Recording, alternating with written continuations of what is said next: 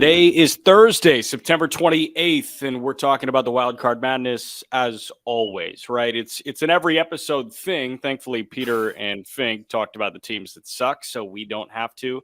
Jack McMullen, Aram, Leighton, just baseball show on Thursday the 28th, as always, presented by BetMGM.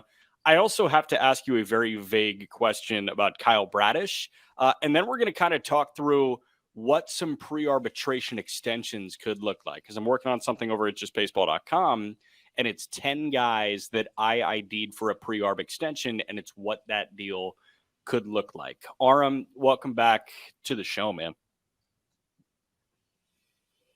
Thank you, man. It's good to be back. Definitely been a bit of a tumultuous week or so. I don't know for those who may not know, but unfortunately lost my grandfather over the weekend, and he was 87. He lived a full ass life, but I think I've mentioned him several times throughout like the course of the Just Baseball show and our 500 plus episodes. I think it's impossible to talk about baseball and not mention my grandfather.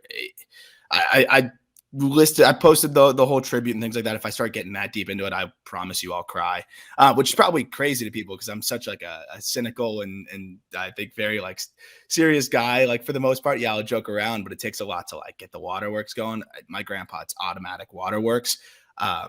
Dude was my best friend. He was there with me pretty much all of my games, at graduation, everything. When my dad died, after my mom, the first person I hugged was my grandpa, and he helped me through that. There's nothing like grandparents, man. My grandpa was from the Bronx, big Yankees guy, which is probably shocking. Before Peter, I used to call and troll him. And then when Peter and my grandpa met, I was like, good, you guys can get your Yankee shit out together. And that was really funny to see. Of course, Peter was grilling my grandpa on like 1940s Yankee stuff. But that was one of the coolest things to me is I had like an encyclopedia available to me. I flew home a ton over the last 5 years. It was one of the like weird silver linings of COVID. I just didn't leave home, and I spent most days with my grandparents who lived across the street. So, really blessed to have him as long as I did. He was one of the most special people in the world, really. I know everyone says that about their grandparents, but I mean, just never-ending smiles and just so kind to everybody that he came into contact with. And, it's definitely something that I'm going to try to keep with me. I think we can always be better people. We can always be nicer. We can always be kinder.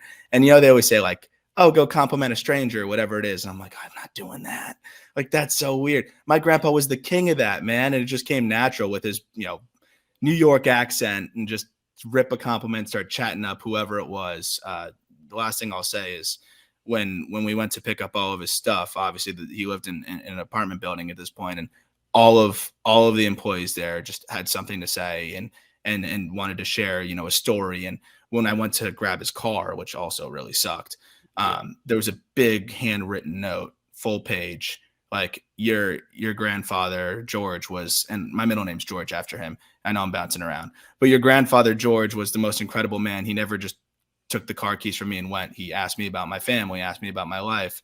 He shared some things with me that I'll carry for the rest of my life. And I thought about that. I'm like, that's such a mundane thing, right? You the valet car comes up, you say thank you, you maybe hand him a couple bucks if you're nice, and then you hop in the car and go. And like, it's just little things like that where you can engage with a person. You don't need their whole life story. Just how are you doing today? A little bit more than what the average person does, and how much of an impact that makes. Like, those are the things that'll stay with me. So love you, Grandpa. I'll miss you. And I wouldn't be doing any of this if it weren't for him. I could tell you that. Yeah. No, that was, beautiful, man. And obviously everybody at Just Baseball is sending a ton of love your way, but he's clearly part of your baseball origin story, which is, a huge thing in this. And like, I think everybody at Just Baseball has a baseball origin story, whether it's from, family or a very close family friend. Like, for me, my family were huge baseball people, and my grandpa still is a big Red Sox guy, and he's 90, but his first memory in Red Sox history was at Ted Williams, and here he is still talking about Connor Wong and Jeter Downs before he got DFA'd. So like, that is a huge thing, and baseball is one of the very few sports that has not lost fans, really. Like, obviously, there are people that are not joining on to baseball in the young crowd. Like, we're really lucky because we get to connect with the young crowd of baseball. But like these guys got in on baseball when they were 10 years old and they never left, and they're following through the iterations of the game, and that's the beauty of this sport. And I'm sure you had conversations with your grandpa about Judge last year during his chase for Maris, and like your grandpa remembers Maris, which is just a beautiful thing. So the last thing I'll show you, just jogged a thought in my head, is my grandpa was brutal with technology, like obviously, and he's like, how do I listen to you? And I just showed him how to pull up the podcast, and I'm like, no way he can figure this out like on his own. And he would start to call me and be like, oh, like, you said this, or like you guys were talking about that, or when Walker started coming on, he's like, how did this happen? And I'm trying to explain to him like the way like God forbid I try to explain to him TikTok. I didn't go there, but just explaining to him like the podcast world and the media world. And he was just so fascinated and so excited. And it was just, that was like part of what I think pushed me, is like, I went to Derek Jeter's last game with him and my father, and those memories and those things that like instilled this love on a different level, right? Sharing those moments, seeing a man that was, I guess at Jeter's last game, he was in his late 70s or mid 70s. Just seeing him still so captivated by the sport, I'm like, that's what I want to be. I always thought, oh, you outgrow it or whatever. And I'm seeing my dad, and then I'm seeing my grandpa, different stages of their life, way further ahead than me, still loving the hell out of the sport. And I'm like, I want to be like that. I want to be in this forever. And and that's a big reason why I've got the love that I've got for this game. And I'll miss him calling to check in and talk ball, and ask me about some of the things we talked about here, tell me I curse too much or whatever. But I corny cliche, I know he's out there somewhere, and it'll keep me going for sure. No, man, you paint yourself as a curmudgeon, but knowing that you have a lot of your grandpa in you, you're clearly not a curmudgeon. That's just like what you're trying to put off. But he is the one person that I think, and my dad, just keep me from being full blown curmudgeon. But I'm very proudly Aram George Leighton, and my first kid will probably be George. I can tell you that. Love it. Let's have you lean into your curmudgeon a little bit, because I need you to explain to me what happened with Mets Marlins. Oh my God. Yeah. Let me switch gears real quick. Yeah. What's going on? Like, dude. Okay. So I know you don't know the whole deal, because you're in, where are you again? You're in Europe. Where? I'm in Kokomo, Indiana. I'm a little north. I'm in Lisbon, Portugal. Which is sick, by the way. Yeah. Excited to hear more about that. So Marlins Mets, they have a game yesterday. As you know, very important times. And we're going to talk a little bit about the wild card, because some crazy shit yesterday.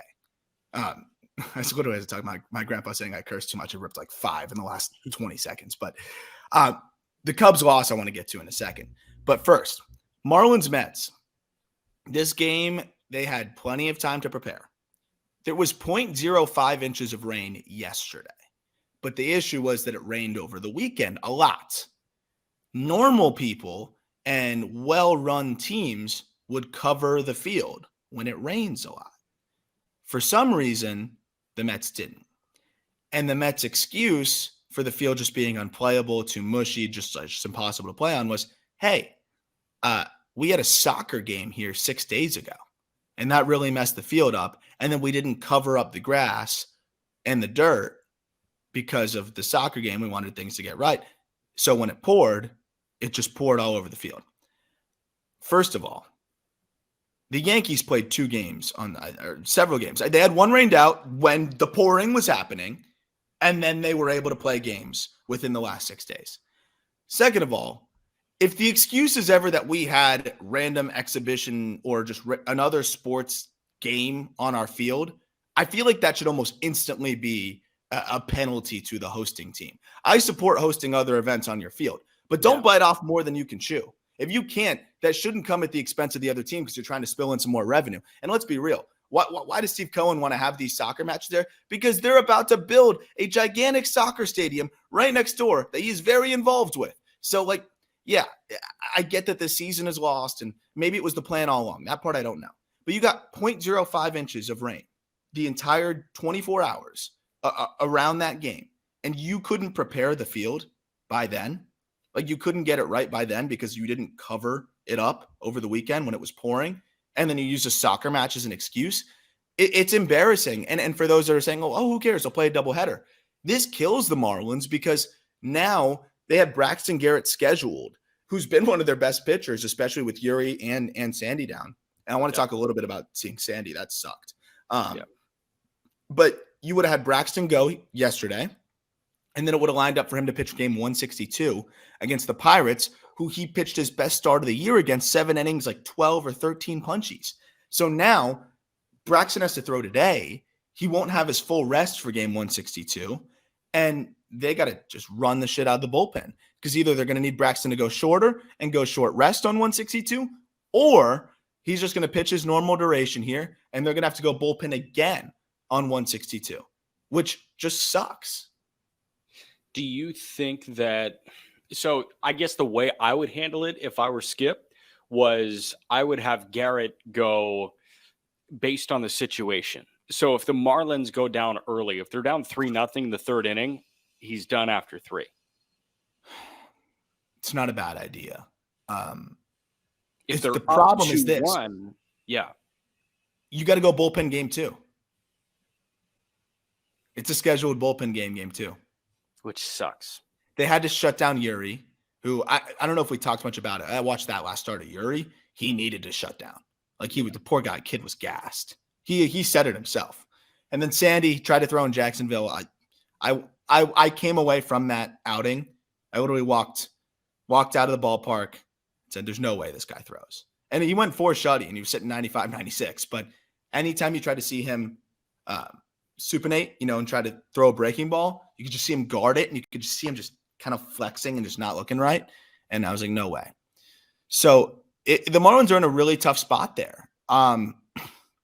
Helps that they have the tiebreaker, helps that the Cubs threw up on themselves against the Braves. Yeah. But it's just crazy to me that the ineptitude of another organization can really now impact the Marlins. And of course, the Marlins, I'm going to care a little bit more, but I just think it's funny. And Steve Cohen actually just fired out an apology tweet. Our sincere apologies to the Marlins and their fans for having to postpone last night's game. We know how important this series is to the Marlins, and every effort was made to get the field playable. I think that would be the case if you covered the field over the fucking weekend. I just don't get how that happens. And it seems like, from what I understand, I know there's always more going on, but you rarely see Craig Mish get fired up. Craig Mish was not happy, and he said the team is livid. The team is absolutely livid. And, I think people are reasonable. They understand the situation. I just think maybe they couldn't have played no matter what. But I think there was ways that they could have given it a better shot. And if you're able to get the field ready today, here's my thing is if it's ready today, it only rained 0.05 inches yesterday. If you're able to get it going for a doubleheader today, that kind of tells me that there was something you could have done to get it ready yesterday if you got the ball rolling a little bit earlier. There was just no urgency, and they don't give a shit because their season's over. I think so. Obviously, the head groundskeeper at Citi Field knows way more than we do. Of course. But I feel like if you see a shit ton of rain coming over the weekend, even if the field is a little prodded on, don't you cover the field up? I don't know. And that would be a question that I would need to ask. Hey, why didn't you cover it up? How bad was the issue? Because it's not like they were working on the field when it was pouring in New York that weekend. So, yeah, that's just kind of bizarre to me. And I guess the Yankees playing, the Yankees playing in another borough over there is kind of what makes it even more frustrating. Right. That's really weird. That's the part. Also, Arise, this nagging injury, he rolled his foot on a ball during batting practice. And then he aggravated it yesterday? A couple days ago. So, dude, this is even worse. He slips on a baseball when he's shagging, in BP, which, by the way, one of our UK listeners, Calvin, he responded and goes, shagging ? I totally forgot. I watched a little Love Island with my roommates. Shagging has an entirely different definition in the UK. So no, it wasn't doing that, although that would be way cooler than I slipped on a baseball. The UK version of shagging to sprain your ankle would be way also better. Super illegal, but yeah, pretty cool. What, to sprain your ankle? No, shagging in the outfield. Yeah. Oh, yeah, that would be real bad. I don't think I said in the outfit. I think I just said shagging. So I totally left that open for interpretation. But he was shagging in the infield, ball rolled over, and he just stepped on it. So that was the first iteration of this. He comes back, he's playing through pain, and they pull him from the game early.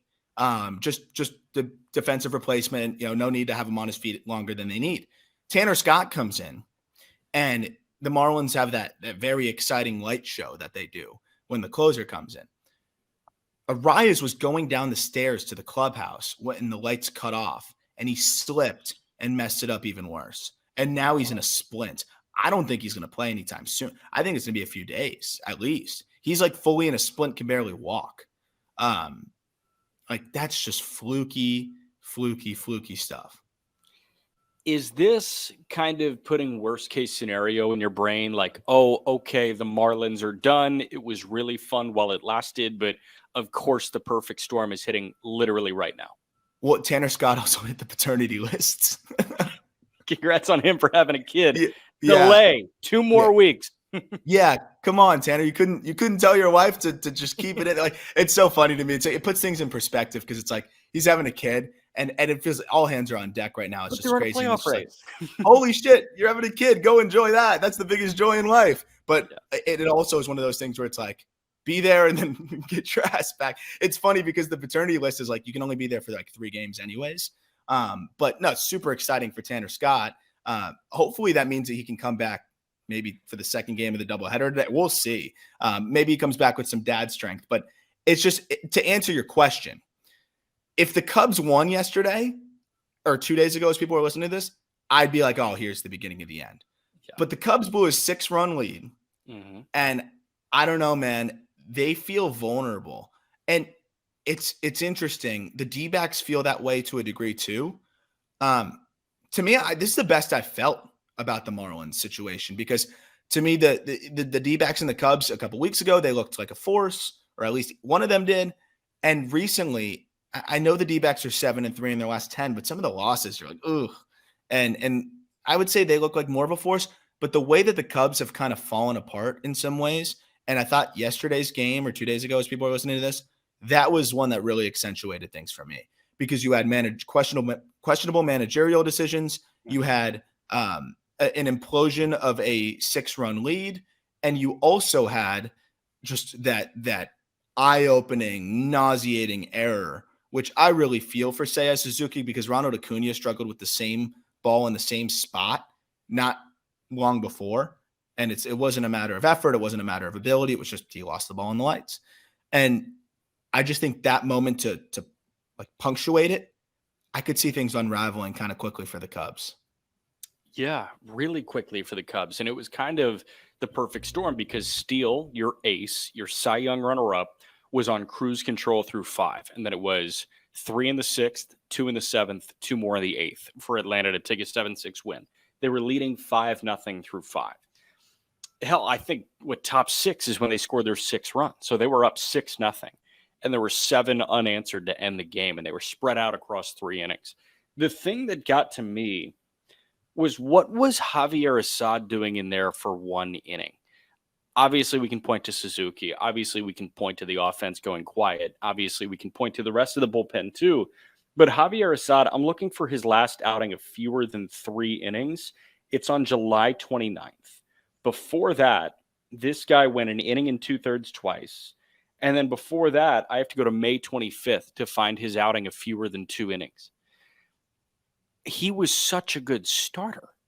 Why not just have him start games? I know his last 2 appearances have come out of the bullpen. I know that you want him to go back to that Swiss Army knife role that he was so good in at the beginning of the year. But for him to throw in the 8th when the wheels are falling off, when you've got a guy that went 8 innings of 1-run ball like 2 weeks ago, that was a weird managerial decision on my end. And Ross is kind of getting cooked over the last week and a half. And David Ross is a great guy, and he's great with the media. But I think we're starting to see some managerial shortcomings exposed on the north side of Chicago, which really stinks to see.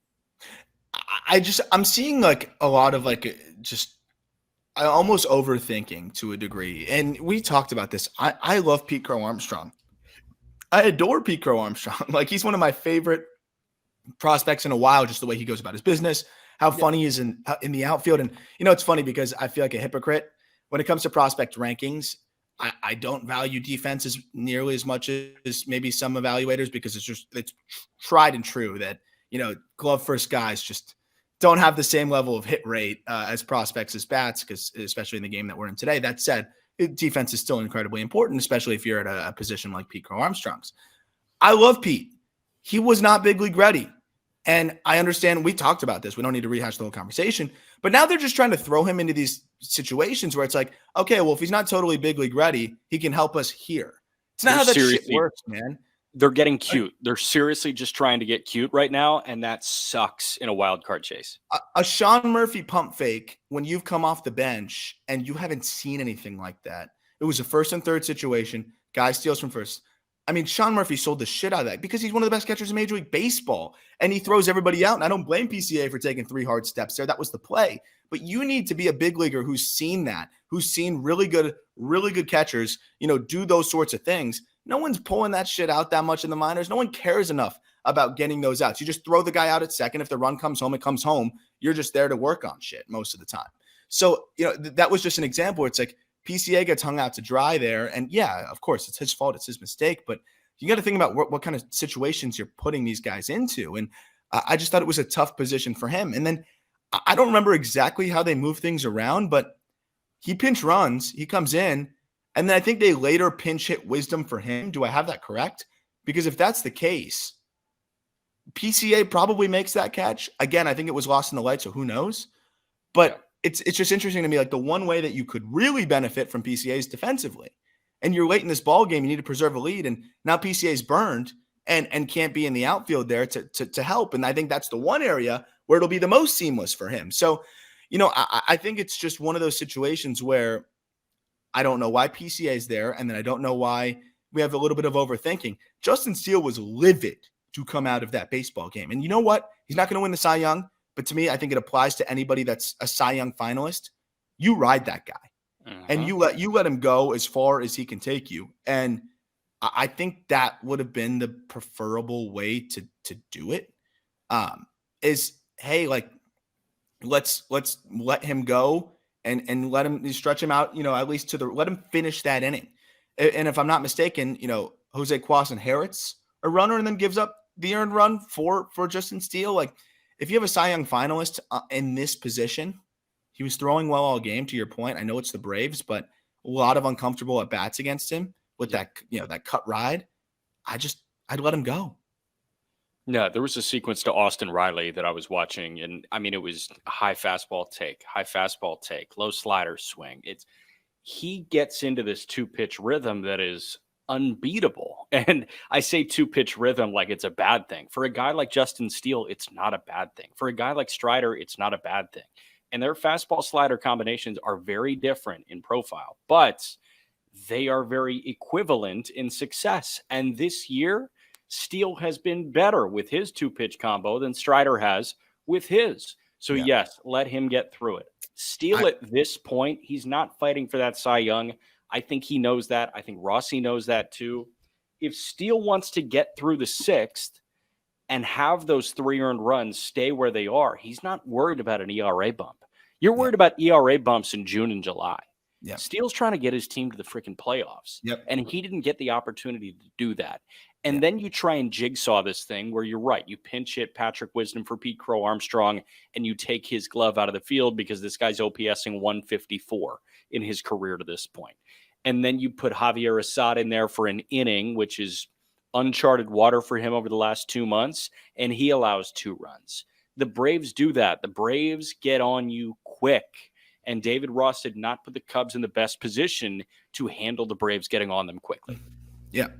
Can I actually, I got the whole lowdown now here. So it was, and you hit the nail on the head there.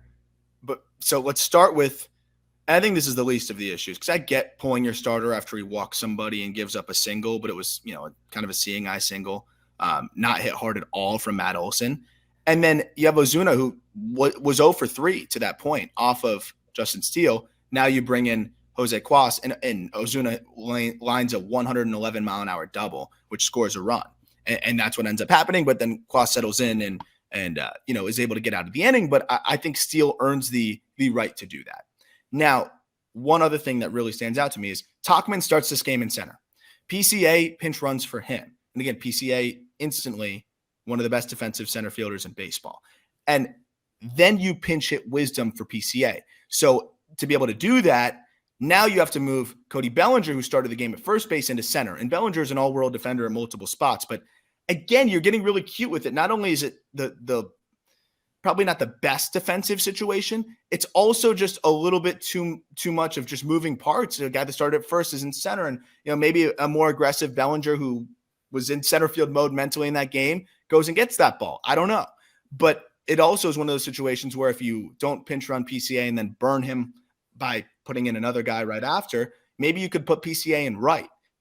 I just think there was a little bit more that could be had there. If you're pinch running a guy and you have so little confidence in him hitting that you end up pinch hitting for him shortly after that when you have a lead, I think that's kind of bizarre. So that's just kind of where I'm at on it. Is I just think if you don't trust PCA, why is he there? And we talked about it. Like, I was looking at all the underlying metrics.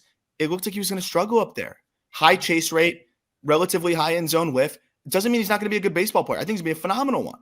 But he's young. He doesn't have that much experience. And they're putting him in a really, really tough spot right now. And I just don't get why.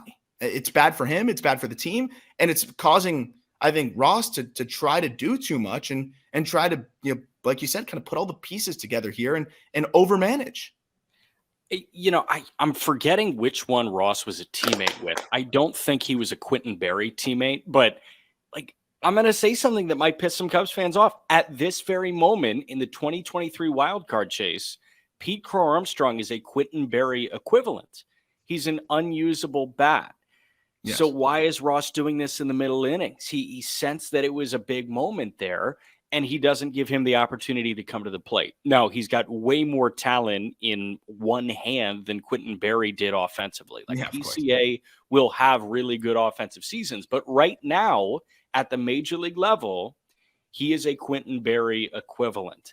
3 weeks ago, Pete Crow Armstrong was prepping for Jonathan Heasley and Anthony Veneziano. And now he's prepping for Max Fried and Spencer Strider.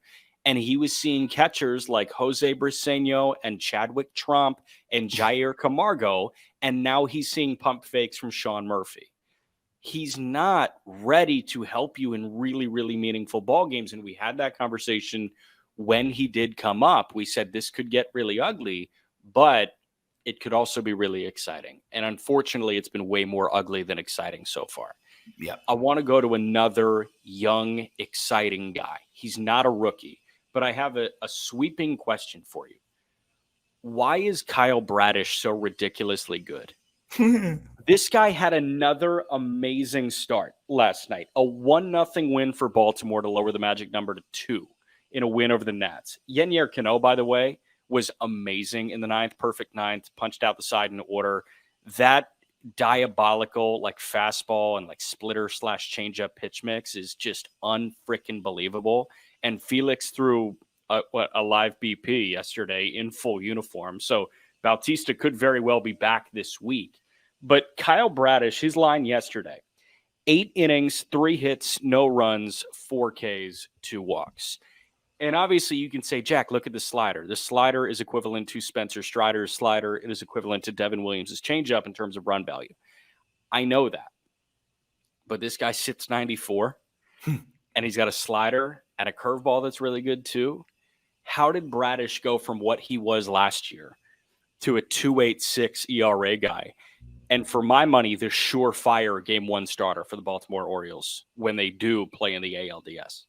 Isn't it funny how fluid the sport is, man? Because I know Bradish has been great all year, but the way he's thrown the last couple games is totally just solidified him as the game 1 starter. Because we were talking about it hey, I think you said Grayson. I said Grayson 3 turns in the rotation ago, maybe 2 turns in the rotation ago. And now I'm Bradish, I'm not even saying this as a chirp. I'm this sport is so wonderfully fluid. I'm with you. To me, I was kind of on the fence of let's see Eileen Grayson's ability to just shut it down. Well, and then you see but Means just threw 7 innings of 1-run ball too. Like Means was an option, it seemed like. It's sick. All of a sudden, this team has like, it's not sexy, but Bradish, Grayson Means, like that works. That And at works. the beginning of the year, I would have been shitting myself if that was the postseason rotation for the Orioles. I'm like, wow, they're getting bounced in 3. So to answer your question, it's one of those classic things. Throw your bad pitch less, throw your good pitch more. But conventional thinking is you don't want to throw a slider more than your fastball. That you can't do that. So what he's done is basically the four seamer was the problem last year. Got tattooed. And it Absolutely. still is. Opponents are hitting what, like 380 against his four seam Yeah. right now? But instead of throwing it 44.5% of the time last year, he's throwing the four seamer 22% of the time this year, splitting it with a sinker. Excuse me, splitting it with a sinker. And so when you're able to go 22% four seamer, 20% sinker, and the sinker has been much better. Opponents are hitting 239 against it. No slugging numbers, a ton of weak contact. Then you up the slider usage. He was throwing the slider about 30% of the time last year. It's 31, 32% now. But I think the biggest thing is cutting a horrible pitch in half, right? So instead of throwing it 44% of the time, he's throwing it 22% of the time. That's the big difference. And having the confidence with the slider there and having the sinker be effective, then that taste-breaking curveball and the changeup that he'll mix in from time to time. He's got a deep bag of pitches now. He's able to mask that fastball. And the way I usually talk about it with guys like that have that flat, just not a good fastball, even though it's low to mid, is just how can you mask it? How can you hide it? And I think Kyle Bradish has mastered the ability to hide a mediocre to poor fastball. And that's pretty awesome. He gets outs. I was just going to say, that's really cool. I think that's awesome that you have a shit fastball and you're somehow pitching to the tune of a 286 and you're going to start game one for the best team in the American League. And I do think that they are going to clinch the division at some point very soon, if it hasn't already happened by the time you're listening to this episode. I think the Baltimore Orioles are going to win the American League East, be the best team in the American League record-wise, and Kyle Bradish is getting the ball game one of the American League Division Series. And I'm jet lagged as shit. I couldn't sleep, so I was watching the early slate because the late slate, like Mariners Astros, starts at 3 a.m. over here. So unfortunately, it's condensed game city for me on the late slate right now. By the way, Kirby beat Javier. Who gets in? Is it Houston or Seattle? Real quick. Oh, man. I think Seattle. Oh, God. Okay. No, I think Seattle's out of gas. Oh, okay. Sorry. No, I think Seattle's out of gas. I do. I don't know. I mean, it was a big win for them watching that last night. And also whoever the fan is that threw that ball at George Kirby, you're a loser. That was weird. Don't do that. But apparently they found that person and it's good to go. Like, dude, if 6 inches higher, you rock him in the mouth. Why does he deserve that? Like, that's bizarre. You're a weirdo. But anyways, and George Kirby took it like a champ. I will say that. He just was like, what the hell? It wasn't a Malice at the Palace type of thing, which it would have been a lot harder to climb through there. Also, real quick aside, that's a sick throw, though. I got to say, over the net and everything, that's a dot.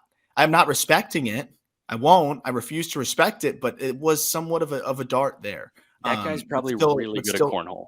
Yeah, I saw TWM, my favorite Marlins guy. It's like, see if he can throw like game 162 for us, because find that guy. He was like, yeah, I think that guy needs to be found immediately and added to the Marlins active roster. But no, actually, don't do that. Stop being weird. These guys are not, as you mentioned, like zoo animals. It's bizarre. But anyways, sorry to digress.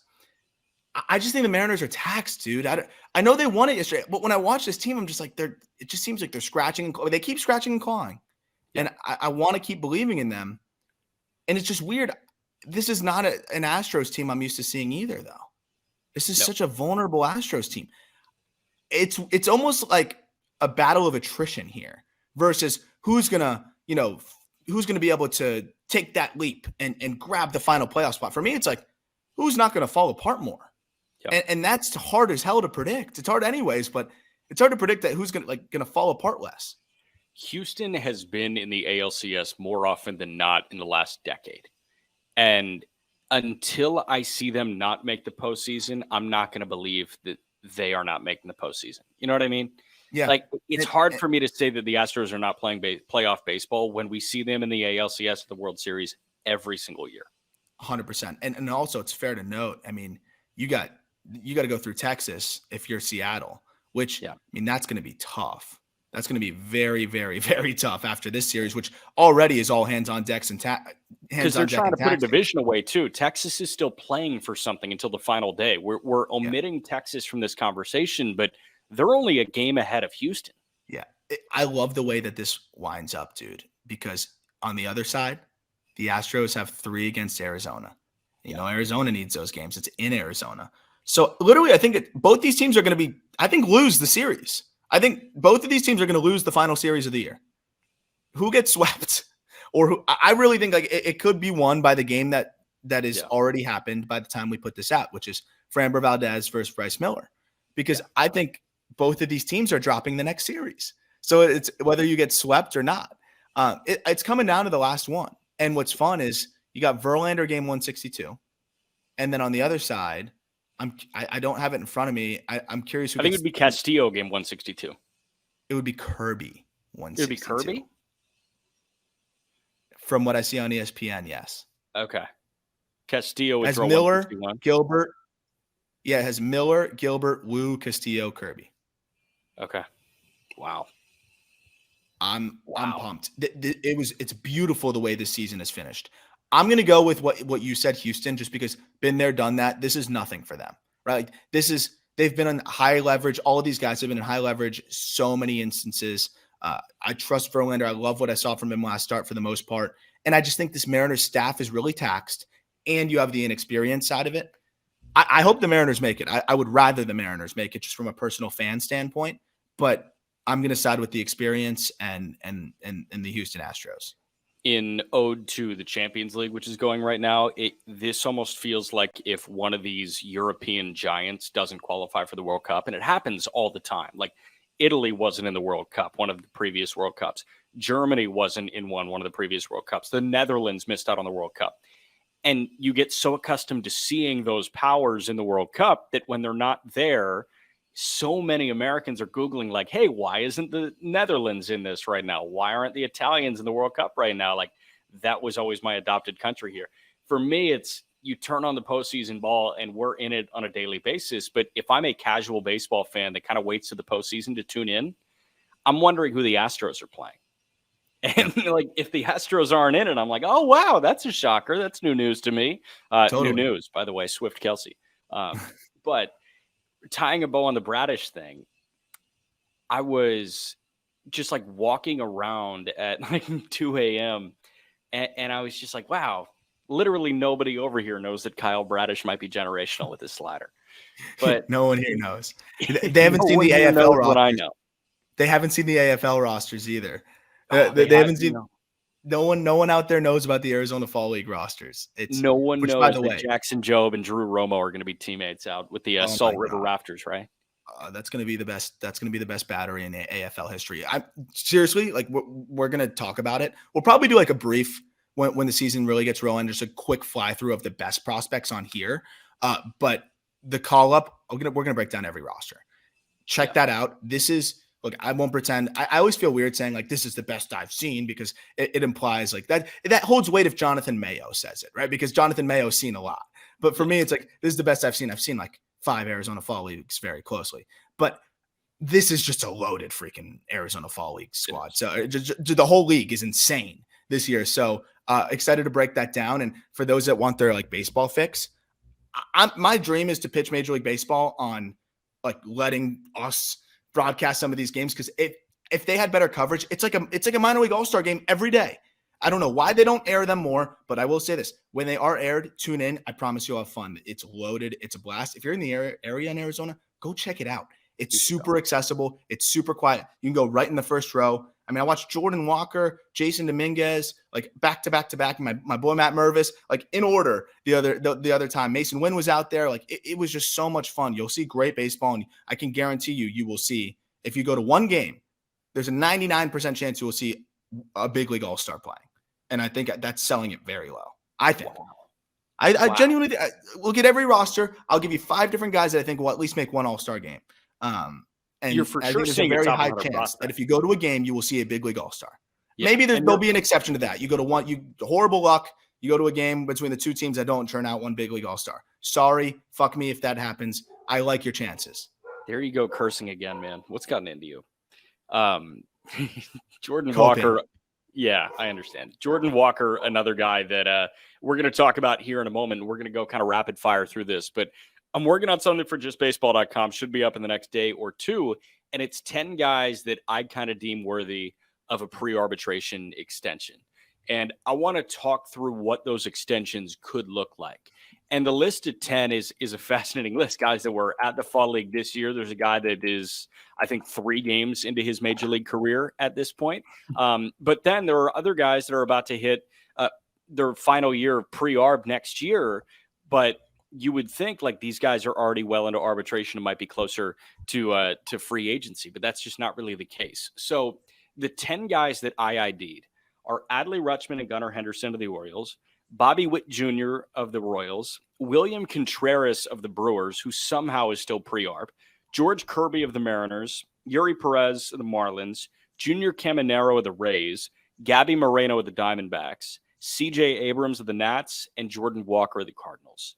And we'll kind of go through these one by one. Yeah. And I think that there are a big 3 of big money deals, and then the rest we can kind of work with like team-friendly type. Yeah.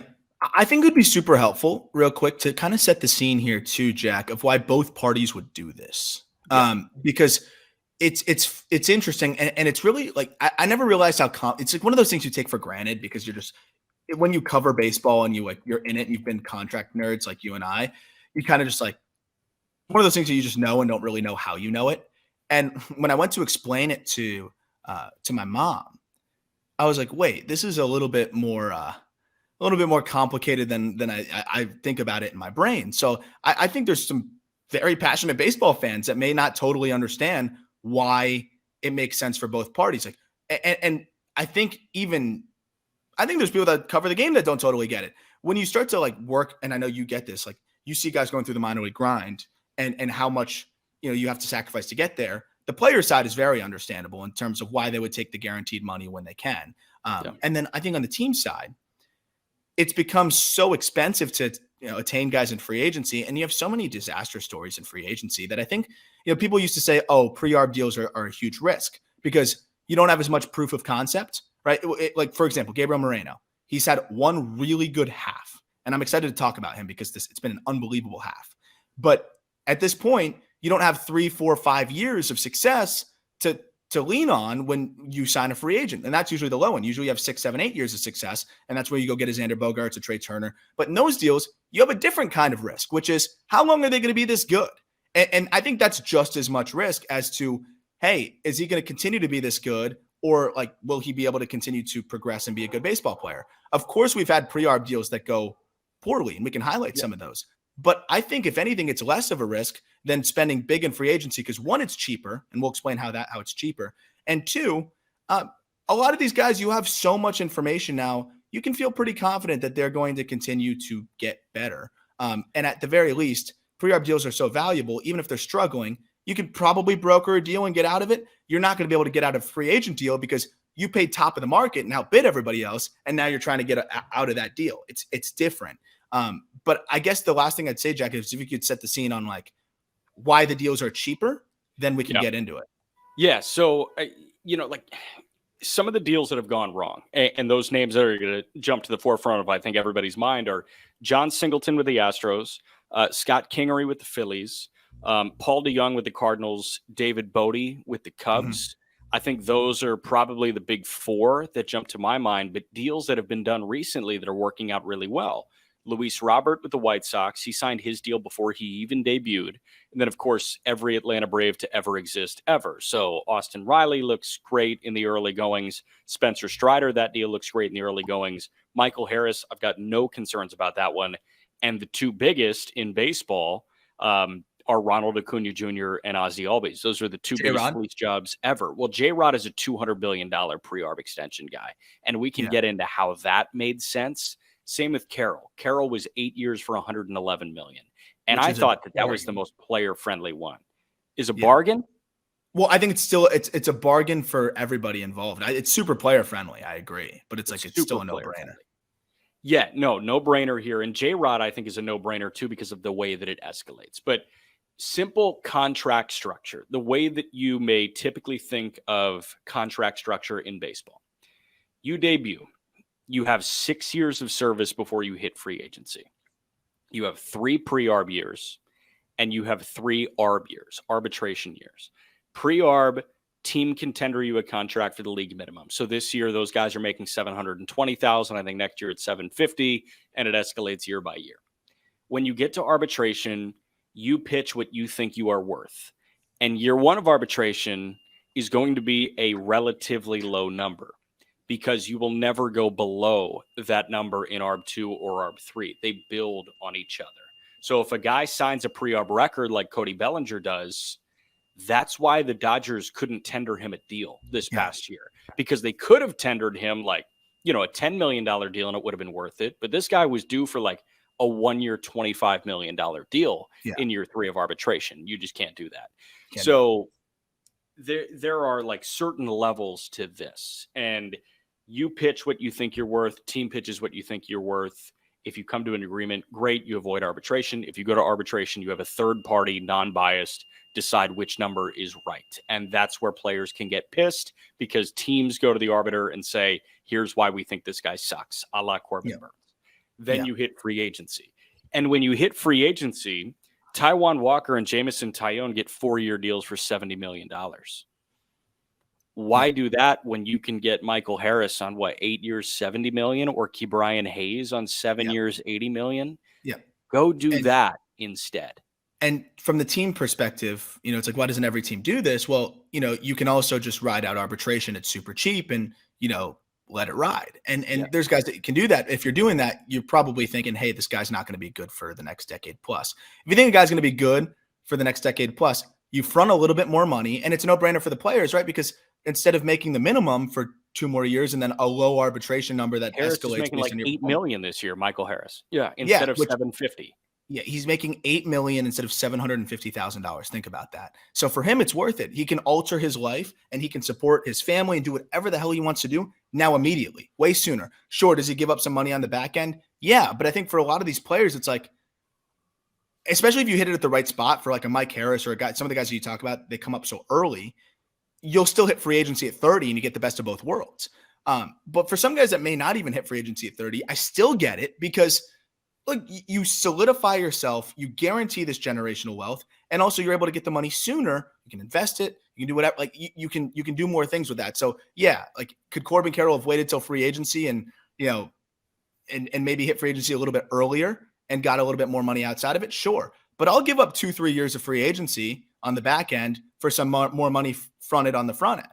And it's just a classic give and take here that I think is a good way of this kind of messed up system taking care of itself a bit, with the best players seeming to, earn themselves a pre-arb deal. And I think Gunnar Henderson's next, so we'll talk about that. But like for example, John Birdie's in his 3rd year of arb now, so he's got 1 more after this. And second year of arb this year, he made $2.1 million. Like that guy on the open market, believe it or not, probably would have made more than that. But this is an example of the arb situation kind of. He led the league in stolen bases, and that helped him in his ARB case, and it helped him make $2.1 million. So it just kind of shows you how it works out that way. Well, and think about some of the pitchers that are making $25 million this year. Think about the pitchers that are worse than Spencer Strider. This year is the first year of a 6-year, $75 million deal. And Atlanta is paying him $1 million this year instead of $750,000. They're paying him $1 million next year instead of $750,000.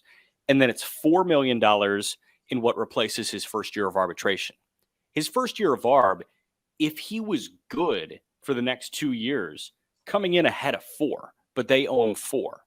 He would have come in at lower than 20, but they owe him 20 his second year of ARB. They owe him 22 his 3rd year of ARB. But then he makes $22 million in what would have been his first year out of team control.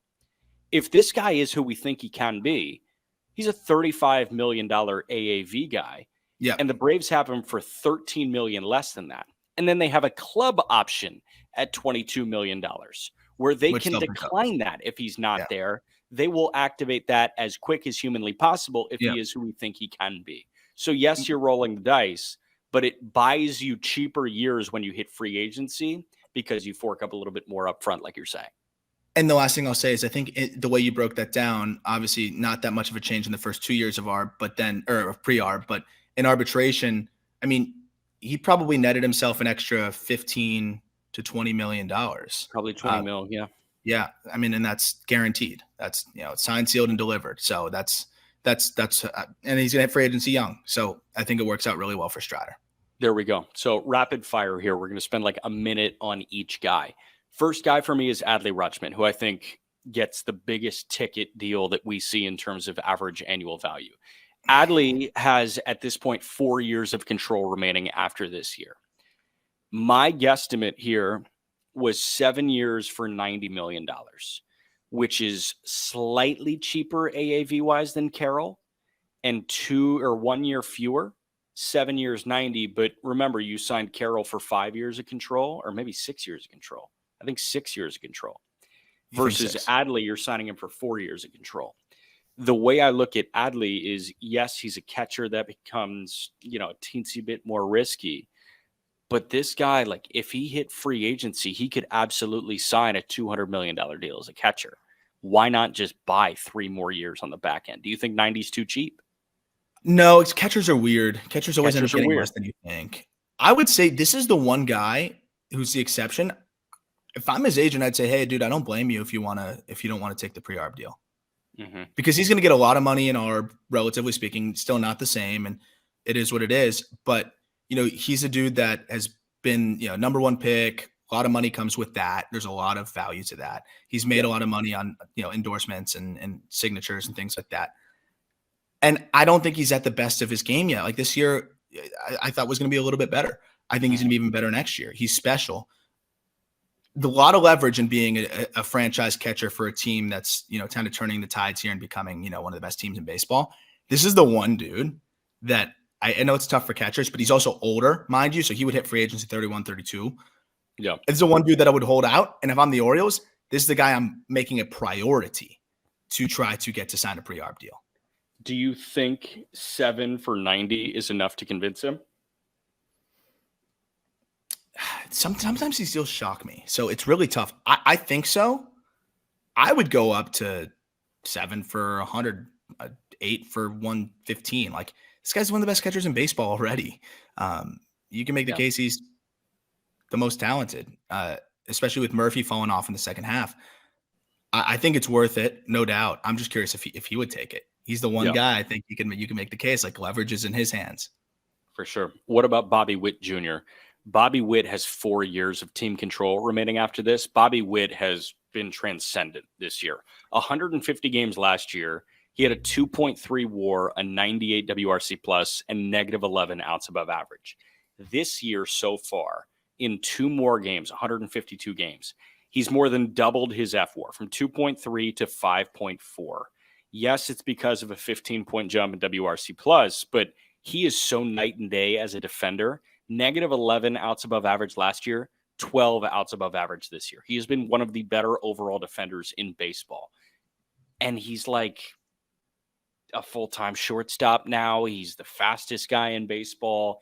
He could have a 30-50 season in year 2. The contract that I have penciled in here is 9 years for $110 million. I think that might be low. Might be. So, could be. Dare I bring his name up? The Wander Franco deal. Mm-hmm. I'm just talking about the contracts, not the person, obviously. It's a template. Julio type deal. Yeah. Julio's crazy escalator is really unique. And what I love is like you can get unique and clever with these creative deals. It's fun. You can get really creative, and that's the fun aspect of it as well. Like it allows for very open dialogue. And for like J-Rod, it's like the Mariners have some protection, but at the same time, if he balls out, like he gets his due. And what was it? 11 years, 182 for Wander, with some escalators in there. I think something along those lines. There's $3 million MVP escalators and stuff like that. How old is Bobby Witt? He's 23. 23. I mean, I'd give him that right now. He's pretty much shown everything you need to show. And I mean, the Ronald Acuna deal is never happening again, right? No, Like the never. Luis Robert deal is never happening again. So what would be the most comparable template? Bobby Witt Jr.'s what does Corbin Carroll have that Bobby Witt doesn't? I mean, I don't think anything at this point. I was going to say defensive ability coming into this year, but now flip the script here. Like Witt is as fast. Witt has arguably more power.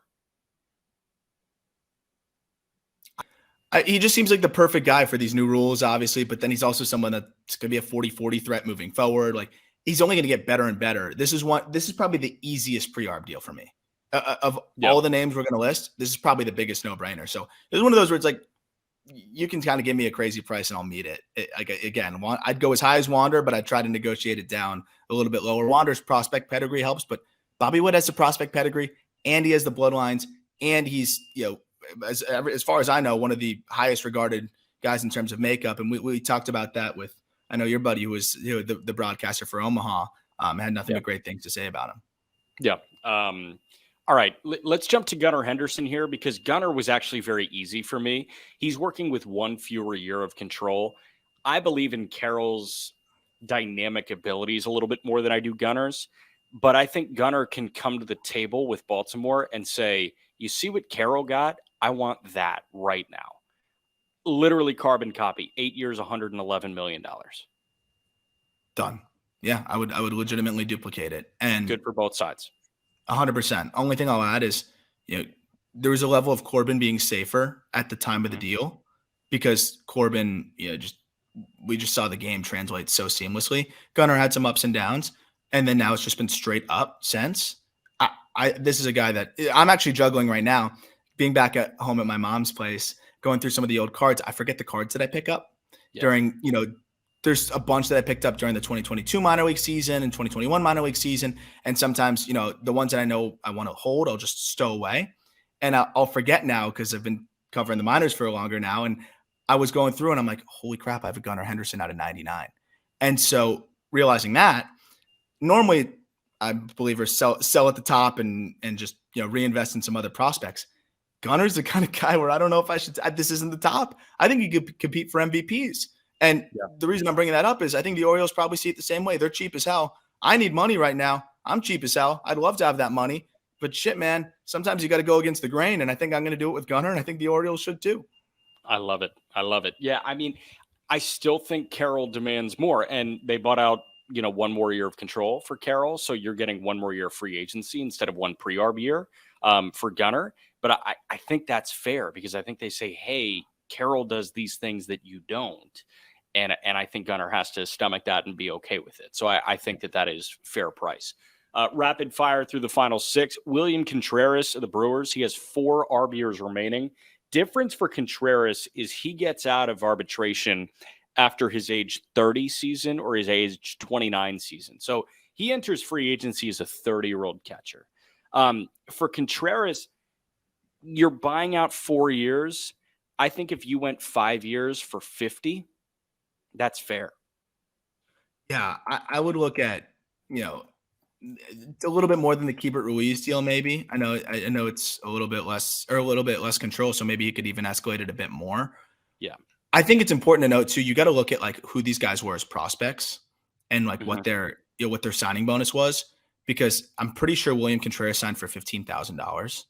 And like, that's an important aspect of this because most of the time, again, these guys are just finally making that money, and prospect pedigree comes into account with these things as well. As much as you'd like to think it does, and it does. William would be happy to take. I think I don't want to speak for him, but if I were in his shoes, I'd be like guarantee that money. Especially the free agent market for catchers that aren't the number one catcher in baseball is usually kind of poor.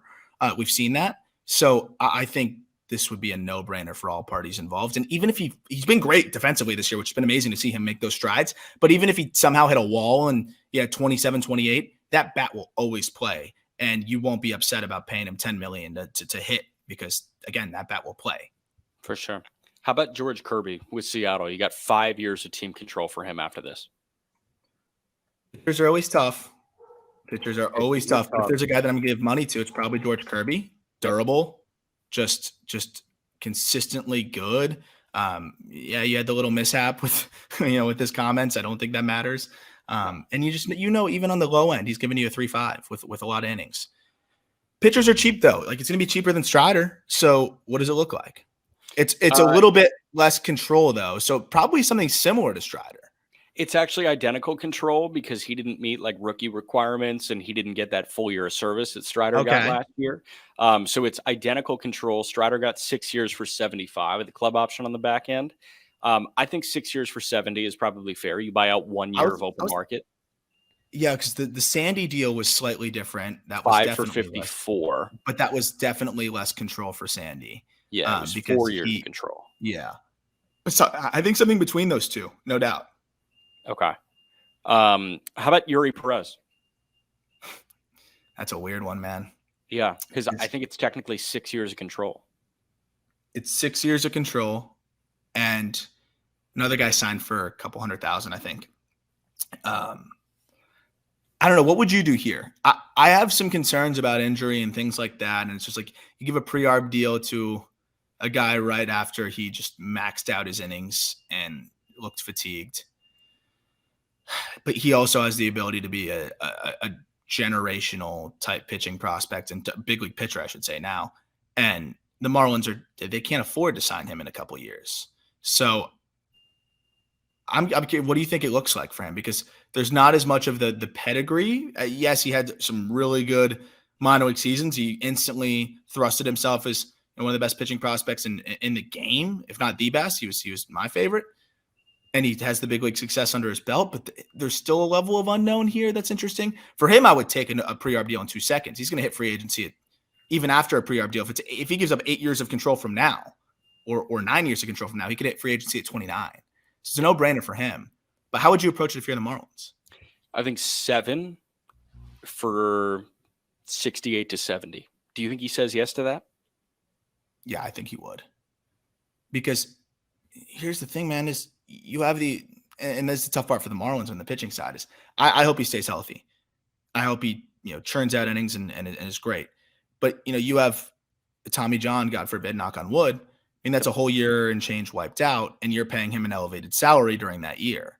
And I know it's morbid and like weird to think about, but for the Marlins, like every dollar matters. They're cheap. They're broke as shit. So I would do it because I think he's going to be special. And I think even if he gets Tommy John, whatever it is, he's going to be good. He's going to come back. He's going to be healthy. And there's no reason to believe that he's going to have that. I hate that that's the first thing I think of. But when you're talking about $60-70 million, it's going to be the first thing the team thinks of. So you can't pretend it doesn't exist. But I think the way that he got through this year is super encouraging on one side, but also makes me a little bit more nervous for next year, given the uptick in workload. So I'd do it in 2 seconds if I'm both parties, but the Marlins, I'd be a little bit nervous. I wouldn't be surprised if they want to see one more year and would rather pay a little bit more after one more year, coming off of his biggest workload. If I'm the Marlins, it's probably how I'd approach it, as pro player as I am. We're going to save 3 more for you to have to go read the article. But last one, really unique one. Junior Caminero with Tampa. Caminero has 3 games under his belt.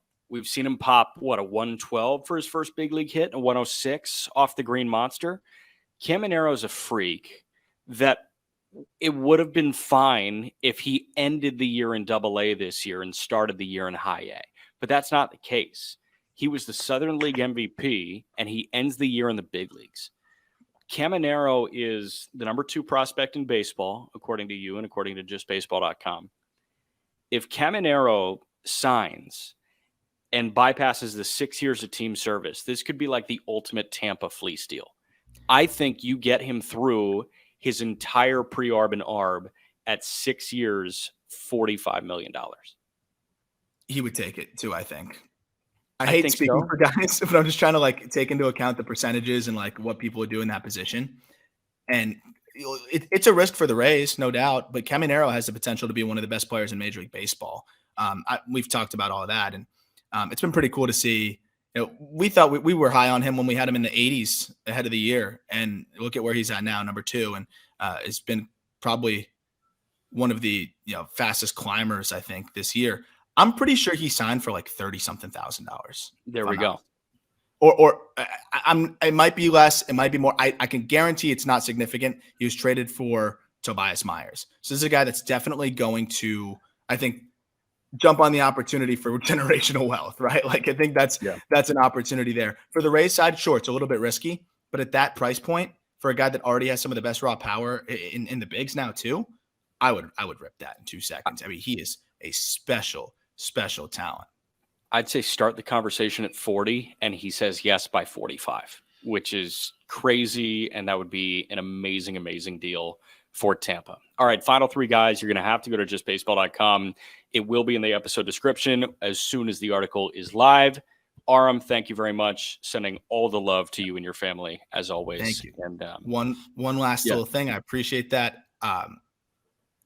Might be a little bit corny, but honestly, it just means a lot to me. The one thing that stood out to my grandpa above all, and the one thing I've tried to carry with me is, as I mentioned earlier, the way he could engage with strangers, the joy that he gained just by conversing with people, by getting to know people, by just bringing that smile wherever he goes. And if you could just, anybody out there, just fucking say hi to somebody, just give a smile to somebody, like you'd be surprised how much it changes people's days. And I'm learning that just by all of the people that have reached out to me and my mom and my family about my grandfather, whether they knew him for 3 days or 3 decades, about how he impacted them.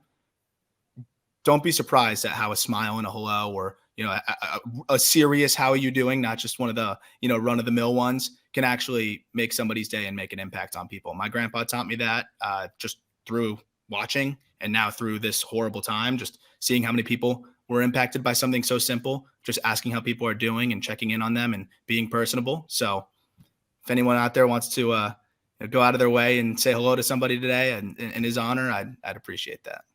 That's awesome. All right. Every link you need in the episode description, as always. And with that, we will talk to you guys tomorrow.